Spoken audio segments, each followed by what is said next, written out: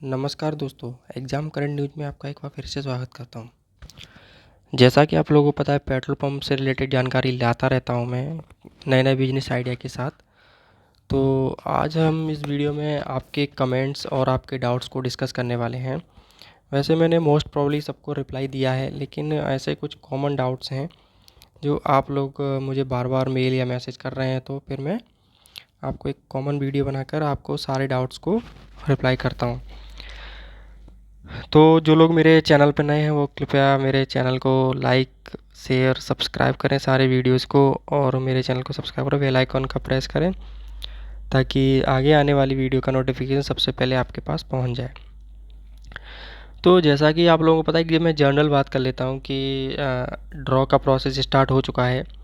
जहां पे single applicant था उनका ड्रॉ पहले ही हो चुका है, उनका LOI सब मिल गया है, और उसके बाद डॉक्यूमेंट वेरिफिकेशन और NOC प्रोसेस स्टार्ट हो गई है।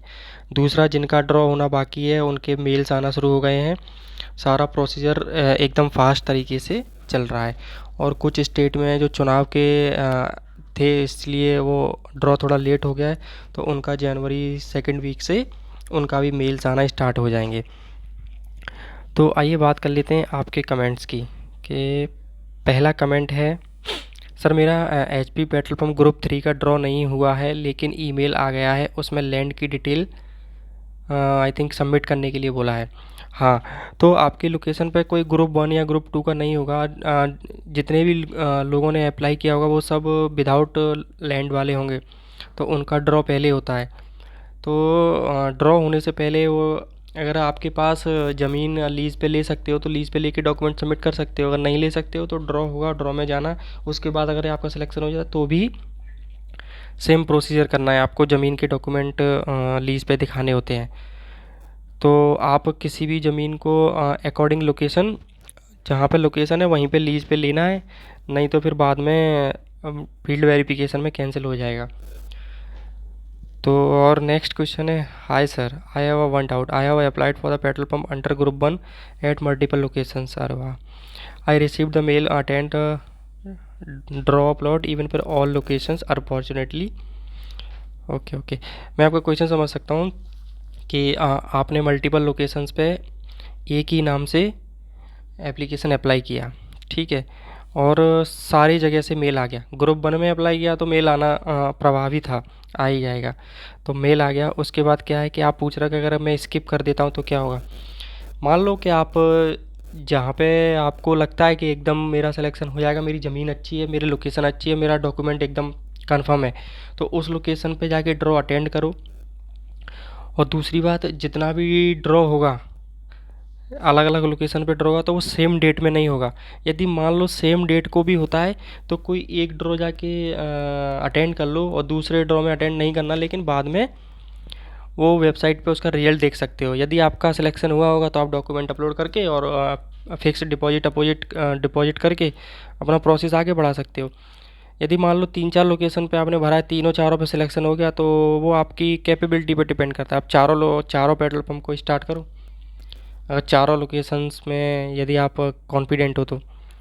और नेक्स्ट क्वेश्चन है आपका, it is a manual hand pick. No, ये मैनुअल हैंड पिक नहीं होगा, ये बाइनरी प्रोसेस पे कंप्यूटर द्वारा होगा।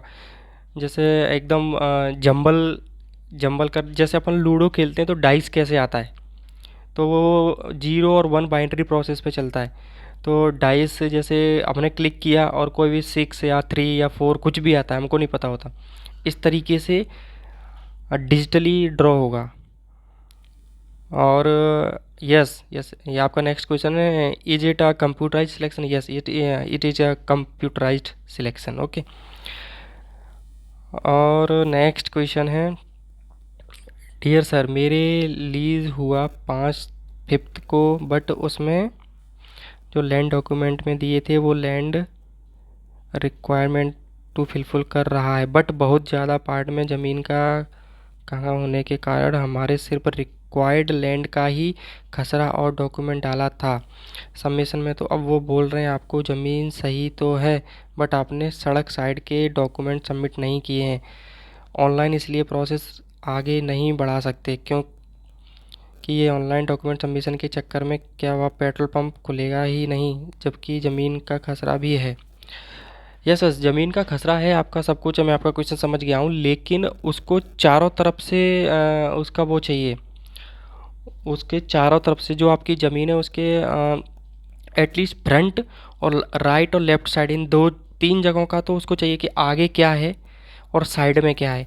साइड में कोई सड़क तो नहीं है, कोई नाली तो नहीं है, कोई गवर्नमेंट कुछ है तो नहीं, या फिर स्कूल बाउंड्री या कुछ भी है, उसको तीनों साइड का उसको खसरा नक्शा चाहिए, जाकि ताकि उनको पता चल सके कि हाँ ये ज़मीन एकदम फेयर है और इसमें कोई प्रॉब्लम नहीं है। नेक्स्ट क्वेश्चन है सर, मेरे ड्रॉ निकल गया है बट मेरे पास खुद का 3 खाता है और मैं 2 आदमी से लीज़ पर लिया है, क्या वेरिफिकेशन में कैंसिल हो जाएगा?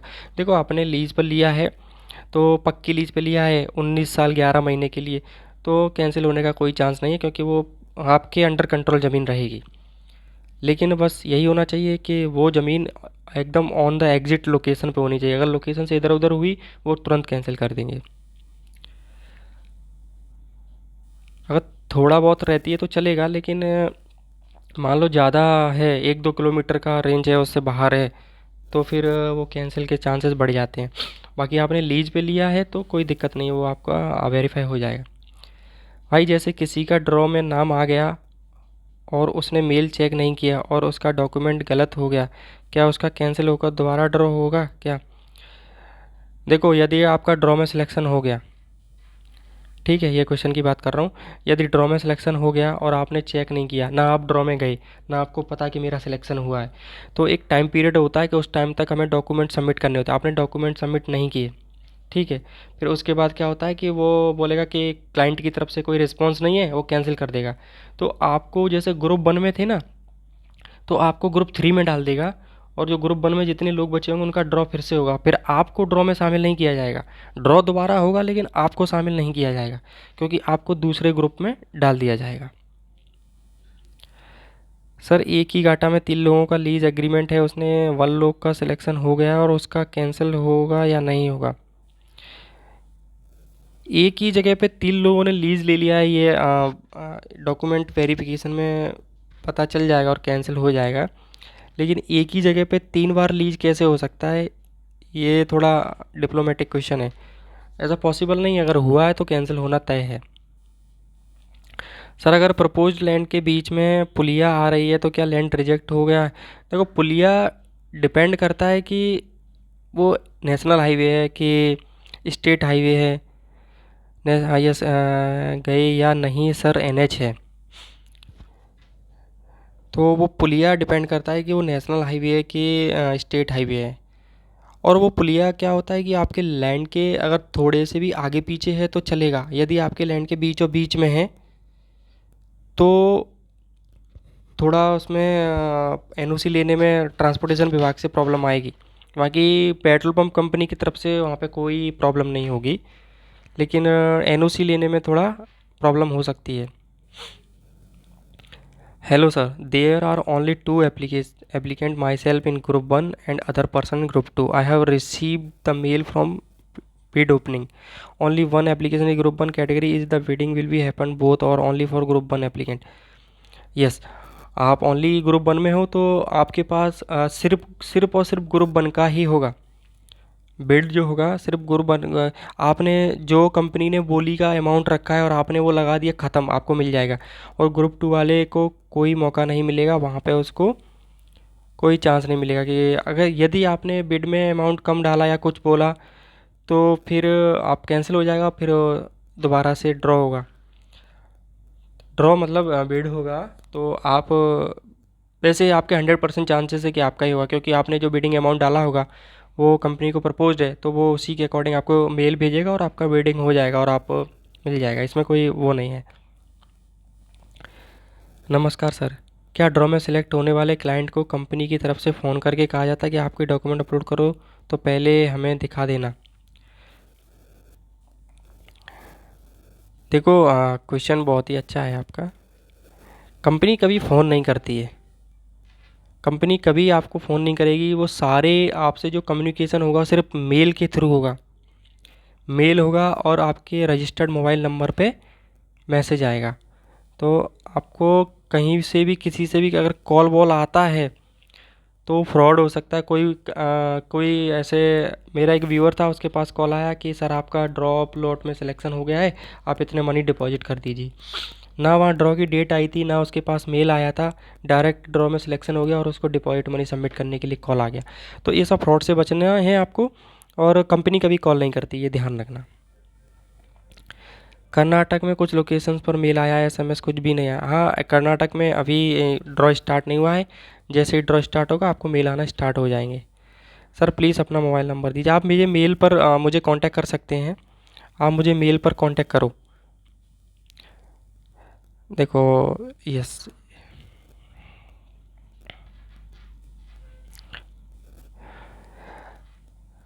भाई, मेरा सिलेक्शन हो गया है, लेकिन मैंने क्वालिफ़िकेशन में 10th और 12th डाला था, और प्रूफ में मार्कशीट 10th नहीं डाला। 96 के मैं 10th क्या करूं?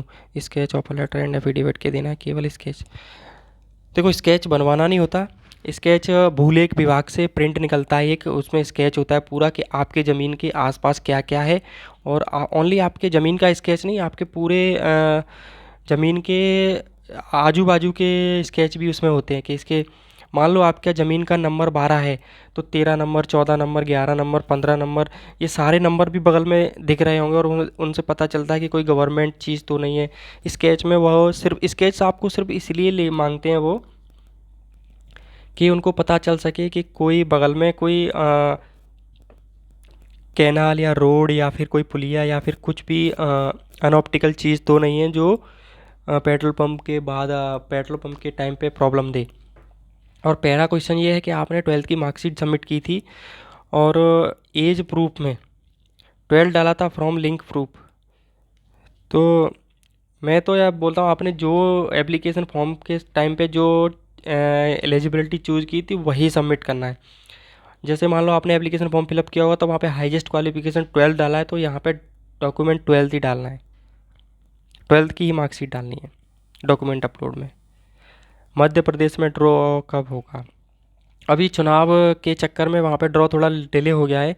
अभी चुनाव के रिजल्ट आ गए हैं, और अभी आचार संहिता भी हट जाएगी, तो आपके ड्रॉ का प्रोसेस स्टार्ट होने वाला है। प्लीज़ सर, कुछ पूछना है सर। नंबर आप मुझे मेल पर कांटेक्ट कर सकते हैं। मेल मेरा मेरे अबाउट सेक्शन में मेरा मेल मिल जाएगा आपको।